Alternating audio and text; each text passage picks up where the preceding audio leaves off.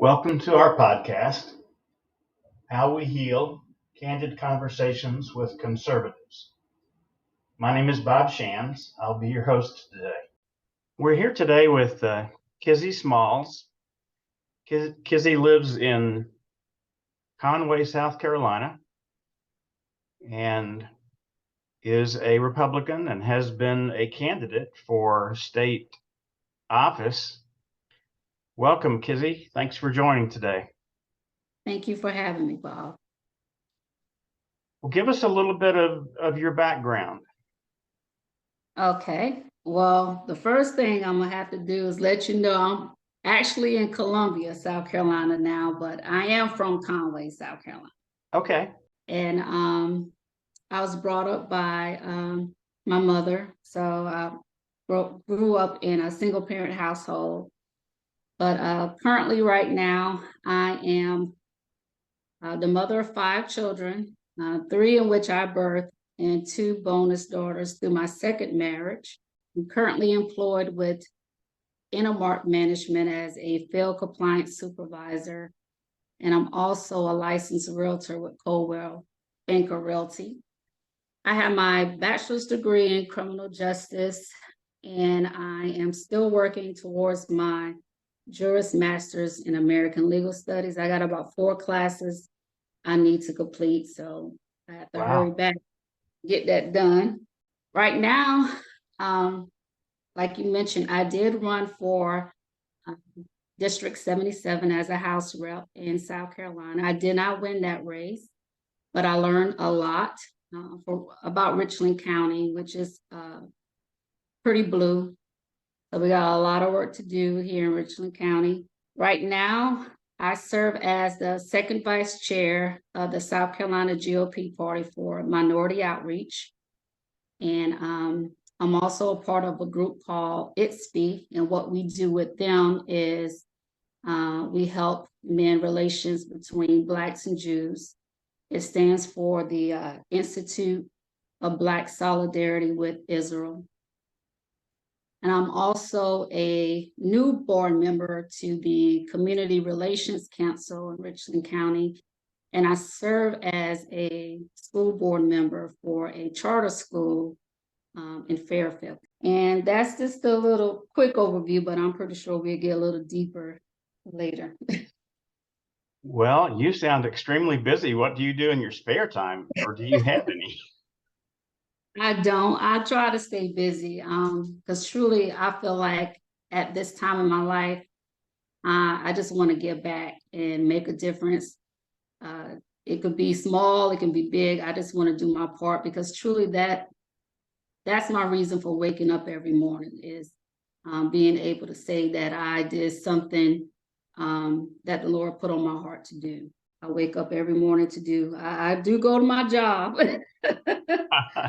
But I don't get all my satisfaction there, even though I love the industry. I love the affordable housing industry that I get to work with. And on the realtor side, I get to help make those dreams come true by home ownership. We have some commonality in our backgrounds. Okay.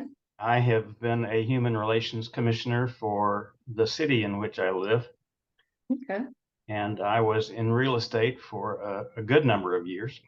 You got your bachelor's degree at Limestone College, is that right?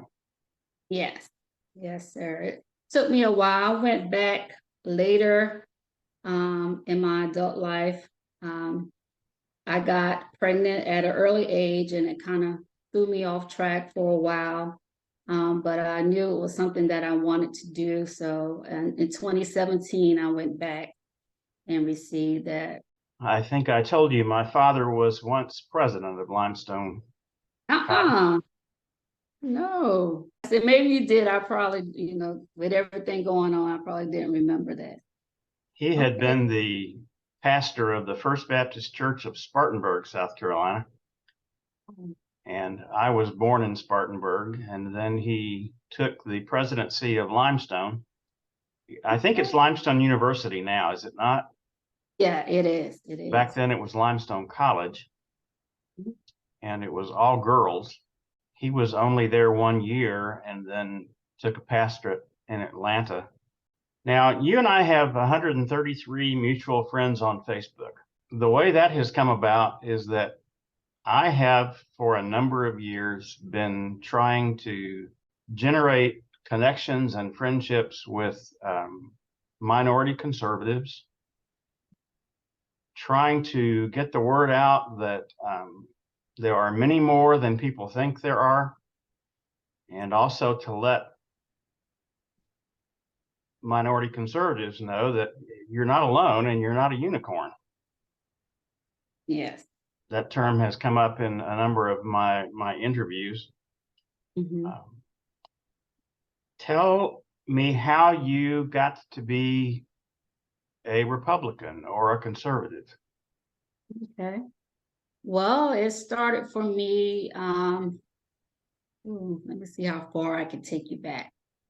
Well, for me, after going through a lot of bad decisions in my life, which turned out to be decisions that made me the person I am today. So I don't regret those decisions. However, I was going through a lot in my life, and I decided I wanted the ultimate change. And so I gave my life to Christ. And almost instantly, as far as I can remember, I had a passion for the political arena. And of course, for me, it was about not about the greed, the power that, sometimes they say politicians are seeking. For me, it was to be a light in dark places. So I may have voted maybe once or twice in my life as a Democrat. One for sure I remember was for Senator Ronnie Sapp in King Street, South Carolina. I kind of helped him with his campaign, and he was pretty moderate, and I like his policies. But now, today, I probably would not vote for him because of his stance on abortion. I would not, but then I did. I didn't know that at the time, but because of the Roe Wade being sent back down to the States, I found that out about him. But anyways,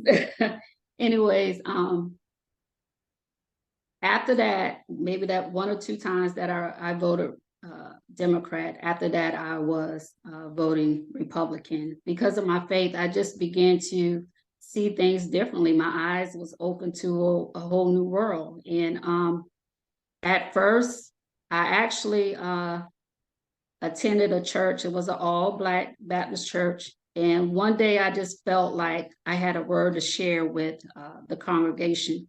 And so I asked my pastor, and usually he had to pray about it because he don't know what we're going to say. Right. But he just let me say it. And then he was pretty shocked. The whole church was shocked. But my message was pretty a simple message. And it was that for me, I was letting them know that it's not about Democrats, it's not about Republicans, but as Christians, it's about us choosing godly men and women who put the Bible as their foundation to be elected to office. And that was my message. And there were complete silence in the church. Everybody was quiet. Their mouths were hanging down to the floor. And so my pastor at the time, he was like, y'all just give her a hand clap of praise and you can go have a seat now. So I sat down, and then later, Deacon Green, I'll never forget, he came to me and he said, and this is almost 20 years ago. Okay. But he came to me and he said, you must be a Republican. And I was like, why you said that? I said, I didn't say that in my message. He said, because of what you said. I said, oh, okay. So in the beginning, I saw right away how the Black church did not receive the Republican Party as I had did. I had become a Republican because of my faith. Mm-hmm. And I was like, wow, I mean, what's going on here? So quickly I saw why the Lord was calling me to this arena. And I believe 20 years later, still a lot that has to be done in the Black church as it relates to how we vote. So So from there, I actually tried to start my own political party, believe it or not. And Oh, it was really? called, I did. It was called Genesis Restoring the Foundation. And in the process of me going through that, I was trying to put my platform together. And the first thing I learned, Bob, was uh, there's a lot of people who try these third parties and have not been so successful. So that was Right. the first thing I learned. The second thing I learned was I kept going back to the Republican platform. And Right. so I heard deeply in my spirit, why reinvent the wheel? We live in a two-party stronghold. So just get with the party that closely aligns with your faith and then work with the party on the grassroots level to, work on those things that you may not, like or whatever. And so that's what I've been doing. And so that's how I became a Republican. Now, one of the things that we as conservatives, and I use the term conservative. I'm like you. I find that my choice to vote is usually Republican, but there are a lot of Republicans I find that I don't agree with. But we are generally our message, our viewpoints are generally just dismissed because, oh, you're conservative or you're Republican, you're racist. Mm-hmm. Do you run across that? Yeah, a lot. So my faith has definitely been tried in that area. And thank God I have stood strong to my beliefs. But yes, I have received nasty calls, emails. My family, friends turn their backs on me. Even though we still talk to this day, we can't talk politics anymore. So a lot of them deleted me from their social platforms. They didn't want to hear what I had to say anymore. Um, I've been called some pretty ugly names. One, that I'm racist. Uh, I've been called Uncle Tom. Mm-hmm. Uh, they like to call us stupid or dumb. Just it's been a lot of ugliness, and I haven't received that from the conservatives or anybody else. I just received that from my own people. So that really, really hurts. So, usually it's not the white Democrats that will attack me like that. It's my family and friends or people who, I have associated with. So it really shines a light on a serious issue that we have because we fought for our rights to vote, and that should also be the right to choose who we want to vote for. So for anybody, any race or anybody to come up against someone else's choice is just dead wrong. I don't care what color you are wrong. That is my choice. So I really believe that the hate that they are spewing towards conservatives is really making it difficult. And Bob, I understand, like you were saying earlier, that there are more conservatives out there, but because of the way they treat us, is why a lot of people are in the closet conservatives. I have found that people tend to just choose their team. My goal with this podcast, the name of it is How We Heal Candid Conversations with Conservatives, because my goal is to foster understanding across political and racial lines. And if we can open a few eyes to the fact that people have just chosen their team and don't really spend a lot of time evaluating issues, and you mentioned platform. Mhm. So I'm just trying to get the humanity out into the situation and take people away from from just choosing their team and starting to look at issues. Right. Now you come in contact with a lot of conservatives, a lot of white conservatives.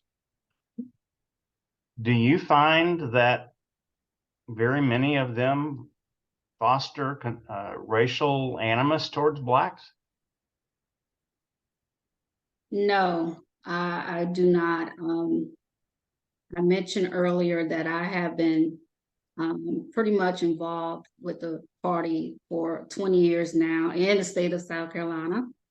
And I have not received that at all. Actually, it hasn't been up until like very recently that there are a new wing of the party that, and it's not all of them, but there are a few that some will say they are racist, but it's just that they are passionate about what they believe in.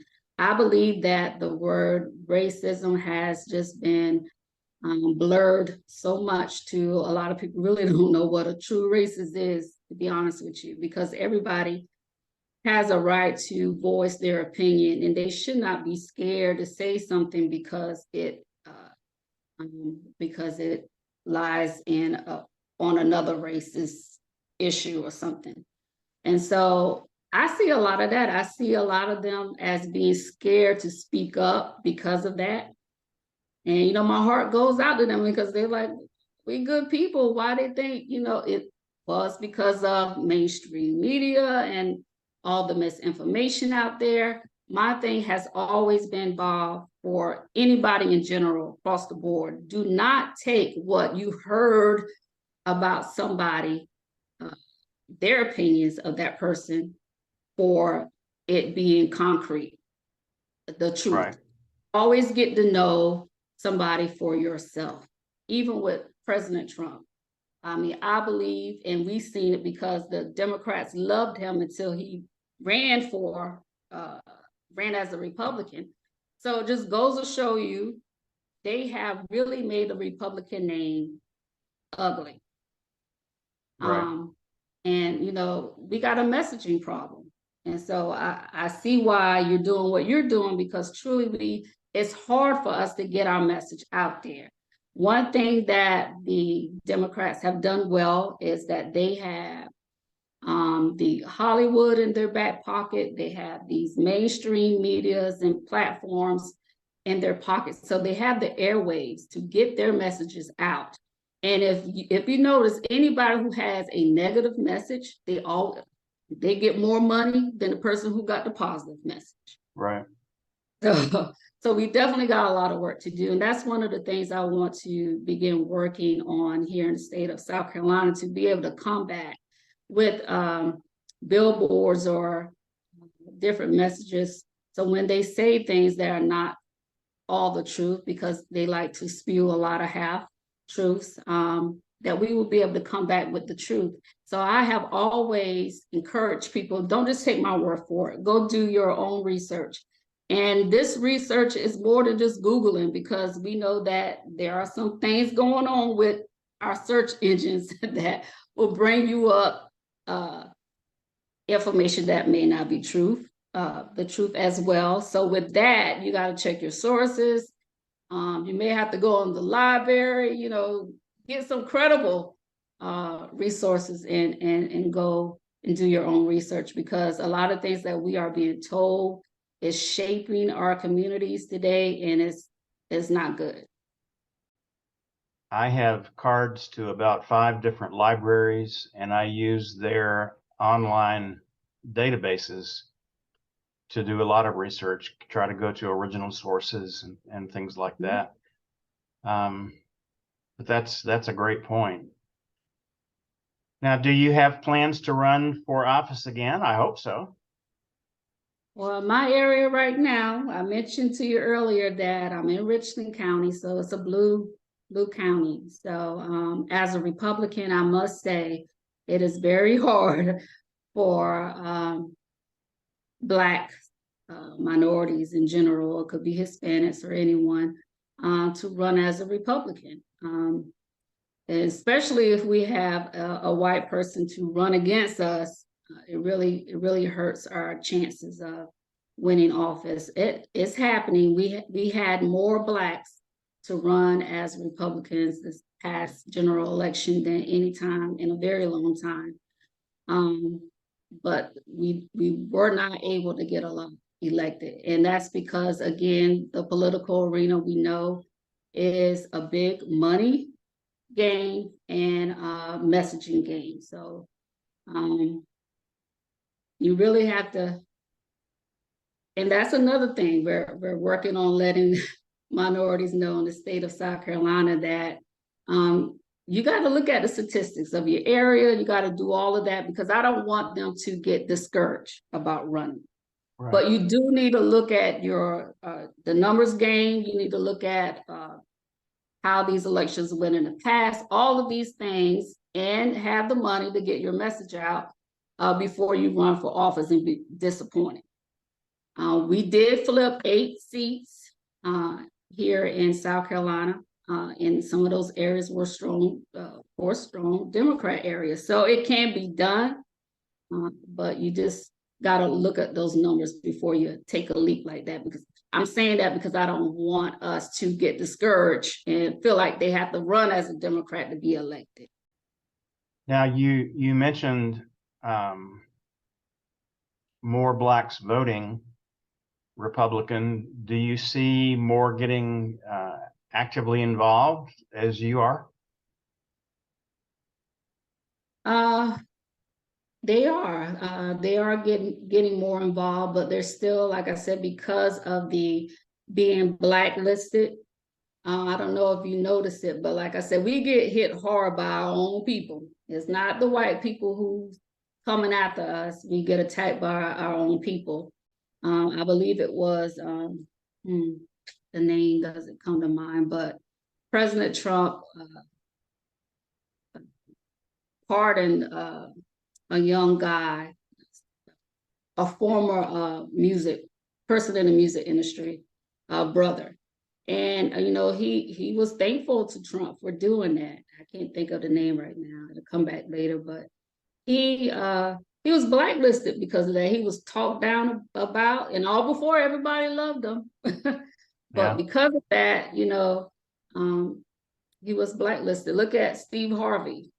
He, felt like he had enough prestige or whatever to talk to Trump and to help his community. And when he reached out to him to have a seat to the table, the president was inviting Blacks to the table so that he can hear what we needed in our community. So he reached out to him, and because of that, he was blacklisted. And then because of that, he ended up switching so hardcore against President Trump because he couldn't take it. And I just pray that when people feel like they're being blacklisted or whatever, that they will put their integrity before their money.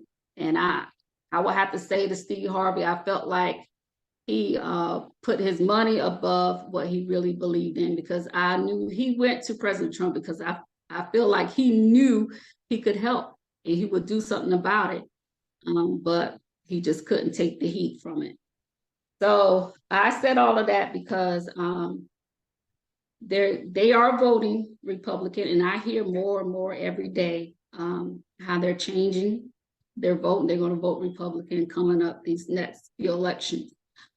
However, I do believe that there are a lot of them still hiding. They just can't take the heat because it affects your business. I mean, it can affect, it's really bad, Bob. They really come after you, but you have to stand strong to your morals and your principles. Right. Yeah. I'm trying to think. I'm embarrassed that it's just escaped me, but you're a member of the House of Representatives, the Democrat who pushed Biden over the top. What is his name? Clyburn. Mm-hmm. Yeah. James Clyburn. Just kind of as an aside, I have wondered how a man like that could support the platform of the Democratic Party. But it seems to be about power. I agree. Yes. Yes, it is. And it's so sad because even with the abortion issue coming back to this decision of the states, the lawmakers of the state, I reached out to, doing what I was supposed to do as a citizen and wrote letters to the different senators, mainly Democrats and some Republicans that was holding up the vote as well. And none of them reached back out to me like that. They didn't even respond, but and a lot of them, Bob, are, was brought up in the church. To me, like if you're going to keep anything, at least try to keep the 10 commandments, right? Thou shalt not kill, and stay strong to that. But it just seems like I believe a lot of people get involved in politics for the right reasons in the beginning, then later on, I don't know if it's bribery or what, but they're not sticking to why they came to help or why they ran in the first place. So I do actually believe in limited terms, because I believe that everybody has good intentions in the beginning, but somehow later down the line they get influenced, and we know a lot of them go in kind of maybe middle class, and then a lot of them are leaving now and they're rich, and and so we got some serious corruption, and that's one of the reasons why I believe a lot of the blacks supported Trump, because he was like, drain the swamp, we got to get rid of all of this corruption, Right. and it's definitely a big problem. We got a big serious problem with government. Kizzie, I appreciate your insights. I appreciate your experience that you actually put your thoughts and beliefs into action and are continuing to do that. We need people like you. Is there anything I have not asked you about, anything you'd like to say from your heart in wrapping up this interview that you would like people to know? Yes. Again, I would like to say, make sure that you are doing your homework and doing your research. Voting is not, like you mentioned earlier, is not about, I pick my team and I'm going to stand by my team no matter what. I don't care if you're Republican or Democrat or whatever you are. At any time the party begins to go against your values, you have to be strong enough to say, I'm not going to be a part of that. That's the only way. Holding people accountable is the only way we're going to have a decent society. I will also like to say that usually when people look at me as a conservative, they think that I'm either married to a white man or they think that I am rich, because they always say all Republicans are rich, white, old men, right? Right. I don't fit none of those ideas. And I just wanted to I should have said that earlier. I want to give you a little bit about that, because according to society, I should have been a Democrat. Right. So it has nothing to do with what they say. It's about, your belief systems. So for me, my mother shared her testimony with me years back, and she told me that she almost aborted me. Oh, wow. I shouldn't have been here. I had everything counted against me of why I shouldn't have been here or why I should be a Democrat, because I was so-called, they would say, a victim. I got pregnant at an early age. I got pregnant at 14 with my daughter. I had her at the age of 15. I decided to keep her. I chose life, and I'm glad about it. I have been blessed with 3 beautiful grandbabies because of that. Oh, wow. And a wonderful son. and they're all a blessing to me. Also, when I got pregnant with my second child, they always said you shouldn't be, you need to be married. You're having all these children. So I married a man who really wasn't good for me. So I was in a domestic violence relationship for many years. And I remember having a shotgun put to my forehead. So again, I was a victim. However, because of my faith, Bob, I don't look at those challenges that I went through in my life or those bad decisions that I went through. All of those decisions made me who I am today, and to me, a person of character. It built me and shaped me into the woman I am. Absolutely. And yes, sir. So if they wanted to say that all conservatives are black, white, white, rich, old men, they're definitely wrong, because even somebody like me who went through the things I went through, we are conservative, and we're working hard to let our voices be heard. And all we're asking is that we're able to have a seat to the table, and that they do not try to silence us from having our viewpoints as well. I would like to say that. And the other thing I would like to say is we have an issue. Abortion has been a big issue for me, and one of the main reasons why I came to the Republican Party, because they stand for life. And I would like to say to your listeners out there that we have to really dig down deep within our hearts and find out the truth about abortion, because it is truly killing our people. Right. It is the number one cause of death in the Black community, and they like to yell and say that it's about gun violence or all of that, but no, it is abortion. And so we really got to take a look at that and come together as a family and support people, because Bob, the real reason why a lot of people are deciding to have abortions is because either they don't have support of the men or the father of the child or their families. And so if we can change that, then we will have less abortions together. So I'm praying that we get the truth out there and that people begin to see abortion for what it really is. Well, Kizzie, God bless you. Thank you for your time. Thank you for speaking from the heart. You have been a wonderful guest. I, again, appreciate it so much. And I hope you do run for office again, and I wish you the best if you do. Thank you so much for your time, and thank you for all that you're doing with getting our message out there. Thank you. Thank you.